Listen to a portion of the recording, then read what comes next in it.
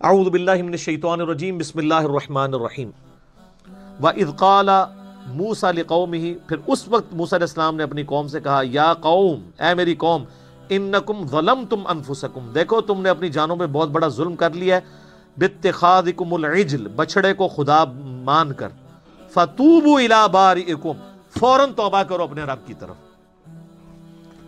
اے توبہ خالی کھلی نہیں سر، بڑی اوکھی توبہ، توبہ استغفار کی تسبیح نہیں، تسبیح تو کہتے ہیں سر پوری زندگی ایسے ایسی نیت کر لینا۔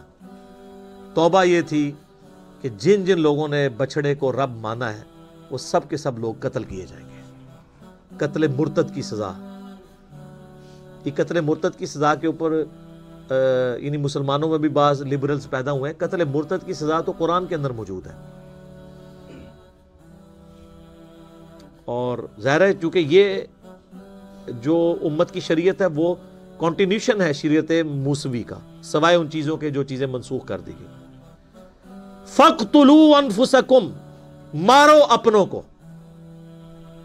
ویسے لفظی ترجمہ ہے کہ اپنے آپ کو خود قتل کر لو، لیکن یہ محاورتاً بات ہو رہی ہے کہ اپنوں کو قتل کرو، مراد یہ کہ چونکہ وہ 12 قبائل تھے، قبائلی تعصب بھی آ سکتا تھا، اگر ایک قبیلے کا بندہ دوسرے کا بندہ مارتا، انہوں نے اس چیز کو بھول جانا تھا کہ یہ قتل مرتد کی سزا، انہوں نے کہنا ہے ساڑھے قبیلے کا بندہ مار دیا۔ تو اللہ نے فرمایا ہر قبیلے والے خود پرجنگ کریں، خود صفائی کریں اپنے اپنے ان لوگوں کی، کالی بھیڑوں کی جنہوں نے یہ حرکت کی ہے۔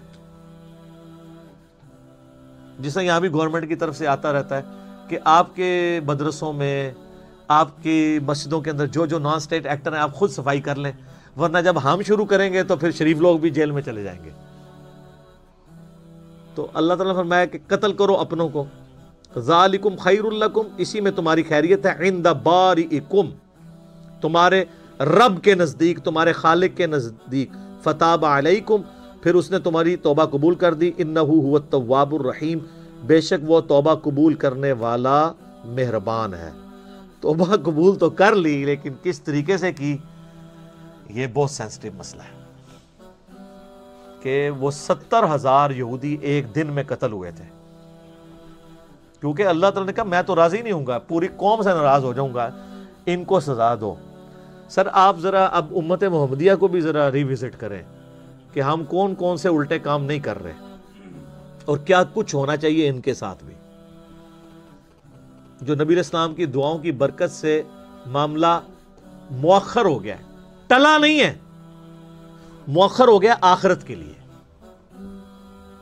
ورنہ وہ ساری برائیاں، جن برائیوں کے اوپر اللہ تعالیٰ نے یہود و نصارہ کو قرآن حکیم میں ڈانٹ ڈپٹ کی ہے، اس سے زیادہ ورسٹ فارم میں اس امت کے اندر آ چکی ہوئی ہے۔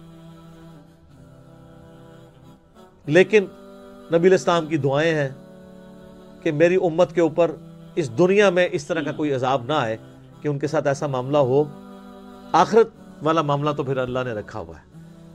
یہاں پہ بھی دیکھ لیں کہ اللہ تعالیٰ نے ان کو، اچھا یہ آپ تو کہتے ہیں جی اللہ تعالیٰ تو ماں سے بھی زیادہ محبت کرنے والا ہے، کوئی ماں 70,000 بچے ایک دن میں اپنے قتل کروا سکتی ہے؟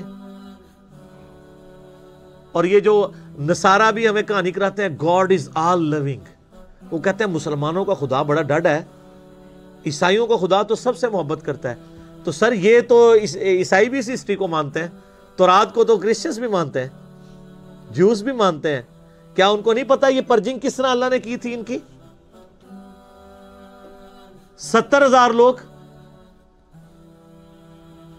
اللہ تعالیٰ کے کوئی احساسات نہیں ہے کہ وہ مغلوب ہو جائے اپنے احساسات سے۔ میں بار بار جو آپ کو یہ کہہ رہا ہوں کہ اللہ تعالیٰ بڑا ڈاڈا ہے، یہ ہاں وہ غفور رحیم اس کے لیے ہے جو توبہ کر کے اپنی اصلاح کر لے۔ میرا ایک یوٹیوب پہ کلپ بھی ہے، اللہ کی رحمت کے ذریعے دھوکہ، جو لوگ کہہ رہے ہوتے ہیں اور جی اللہ بڑا معاف کرنے والا ہے، یہ کس کو بتا رہے ہیں آپ؟ اللہ کو بتا رہے ہیں کہ اللہ تو بڑا معاف کرنے والا ہے، سانو اپنا کام کرن دے؟ کس کو بتا رہے ہیں؟ قرآن میں نے چیلنج کیا کوئی ایک آیت ایسی نہیں ہے جس میں اللہ تعالیٰ، یہ دیکھیں یہ انہ هو التواب الرحیم تو آپ پڑھ لیں گے کہ بے شک توبہ قبول کرنے والا مہربان ہے، پیچھے کہ توبہ کی قبول کی تھی اور ہی پڑھنا کہ خالی غفور الرحیم ہی پڑھنا ہے؟ پورے قرآن میں کہیں یہ رحمت کی آیات اس طرح نہیں آئی ہیں کہ ایبسولوٹلی آئی ہوں کہ جو مرضی کرو، نہیں، جہاں بھی آئے توبہ کی، اصلاح کی، سدھر گیا، پھر ہم معاف کر دیں گے۔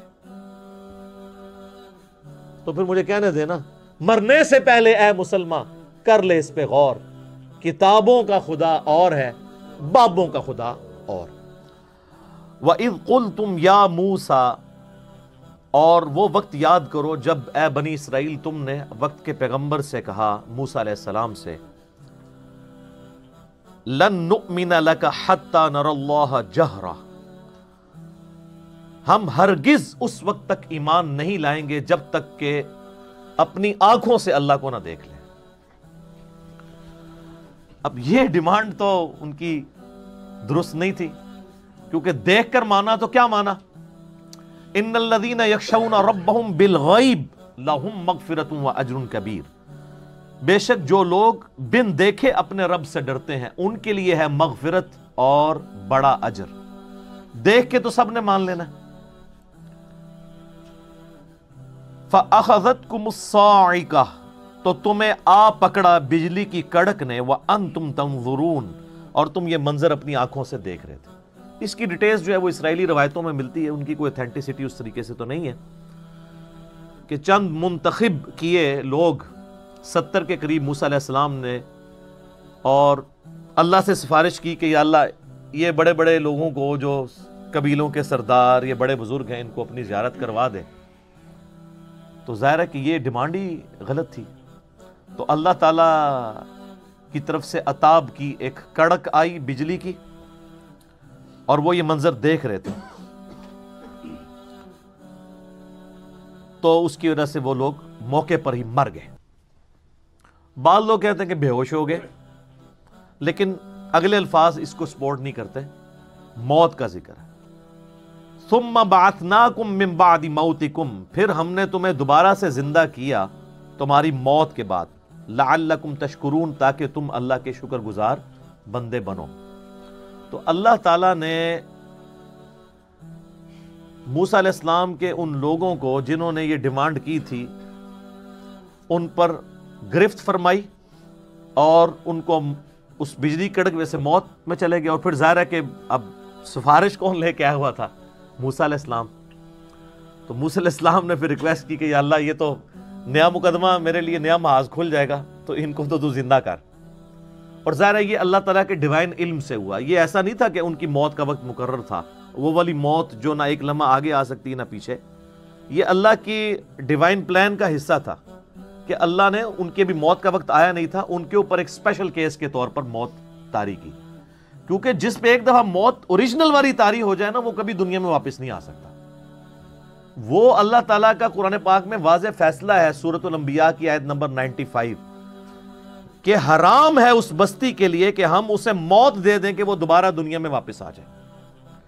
حضرت عیسیٰ علیہ السلام بھی جو مردوں کو زندہ کرتے تھے وہ دنیا میں چلتے پھرتے نہیں تھے، مردہ زندہ ہوتا تھا، عیسیٰ علیہ السلام کے نبی ہونے کی گواہی دیتا تھا، اور پھر دوبارہ ادھر ہی وہ مر جاتا تھا، چند منٹس کے لیے یا چند سیکنڈز کے لیے، کیونکہ حضرت عیسیٰ علیہ السلام کی نبوت کو اللہ نے منوانا تھا، یہ معجزے کے طور پہ ہوتا تھا۔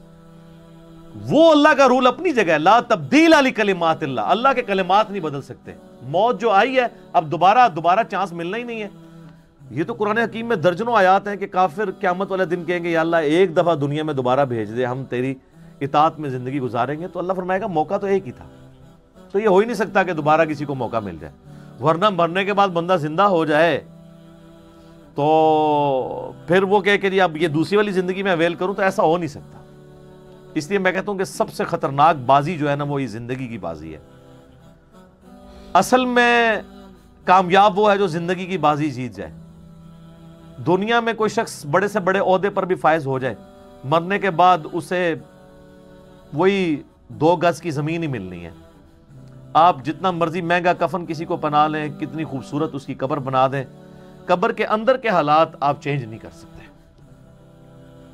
اور دوسری طرف جس نے اللہ کی تابعداری میں زندگی گزاری ہے، اس کو چاہے قبر بھی نہ ملے، وہ فٹ پاتھ پہ ایک لاوارث لاش کی حیثیت سے مر جائے، یا کسی ایئر کریش میں اس کی خاک بکھر جائے۔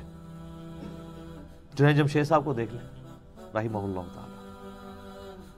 تو باقی تو یہ جو تابوت آپ کو نظر آ رہا ہوتا ہے، یہ تو ایویں ٹوٹلی پورا کیا ہوتا تو اس کے اندر کچھ بھی نہیں ہے۔ لیکن مرنے کے بعد اللہ تعالیٰ نیا جسم، نیا کفن، جنتی سب کچھ دے دیتا ہے، تو فرق ہی نہیں پڑتا۔